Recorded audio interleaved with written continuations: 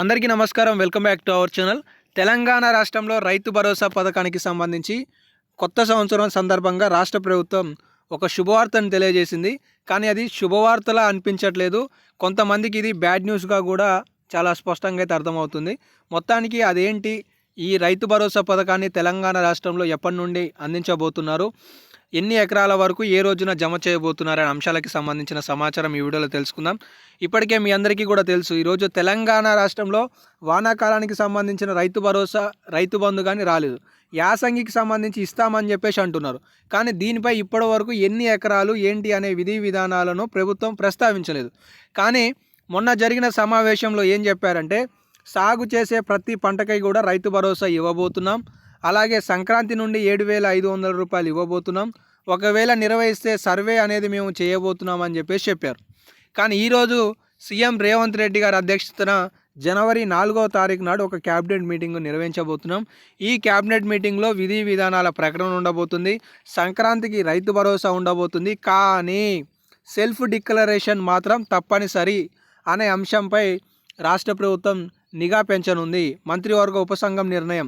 అసలు ఈ self declaration ఏంటి అనే అంశానికి వస్తే, ఈ 4వ తారీఖు నాడు జరిగే క్యాబినెట్ మీటింగ్లో రైతులకి సాగు చేసే ప్రతి భూమికి కూడా మేము రైతు భరోసా ఇస్తాం, కానీ తన నుండి మేము సెల్ఫ్ డిక్లరేషన్ అంటే ఇక్కడ ఇచ్చారు. ఏమని ఇచ్చారంటే, అయ్యా ఫలానా గ్రామానికి చెందిన నాకు సర్వే నెంబర్ 1లో ఎకరం పొలం ఉంది, నా ఇంటి ఆవరణలో కలిపి 100వ సర్వే నెంబర్లో మరొక ఎకరం చెలక ఉంది, ఇంటి జాగా 2 గుంటలు పోను, మొత్తం ఎకరం 38 గుంటలలో కూరగాయలు సాగు చేస్తున్నాను, ఇందులో ఎలాంటి తప్పుడు లెక్కలు చూపించినట్లు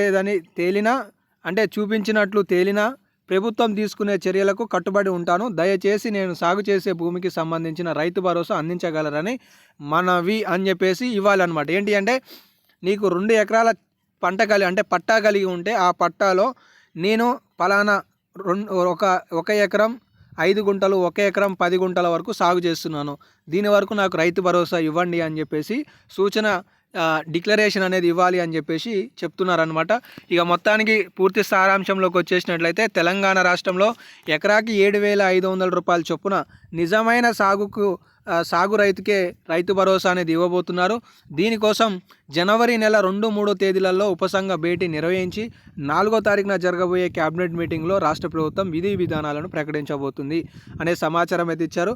మొత్తానికి ప్రతి సర్వే నెంబర్లో శాటిలైట్ ఇమేజ్, రిమోట్ సీలింగ్ డేటాతో నిర్ధారణ చేయబోతున్నారు. సో ఇక దొంగలున్నా, దొరలున్నా, లేకపోతే నిజాయితీ పరులున్నా కూడా అసలు ఏంటి అనే దానిపైన ఈ రైతు భరోసా పథకం అనేది జమ చేయబోతున్నాం అని చెప్పేసి చెప్తున్నారనమాట. సో మీ అందరికీ కూడా అర్థమైంది అనుకుంటున్నాను. సాగు చేసే ప్రతి భూమికి సంక్రాంతి నుండి రైతు భరోసా రాబోతుందని అయితే చెప్తున్నారు. కానీ డిక్లరేషన్లో ఏమైనా అవకతవకలు ఉంటే మాత్రం చట్టపరిచ చర్యలు తీసుకోవడానికి ప్రభుత్వం ఇలాంటి డిక్లరేషన్లను తీసుకొస్తుంది, సహకరించాలని కోరబోతున్నట్లుగా ఈ సమాచారం చూసే ప్రతి ఒక్కరు కూడా అర్థమవుతుందని అయితే భావిస్తున్నాను.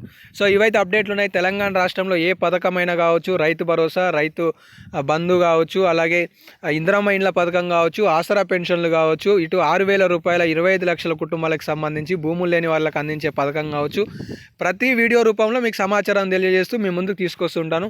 మిస్ కావద్దు అనుకుంటే మన ఛానల్ని సబ్స్క్రైబ్ చేసుకొని ఫాలో అవుతుండండి. ధన్యవాదాలు.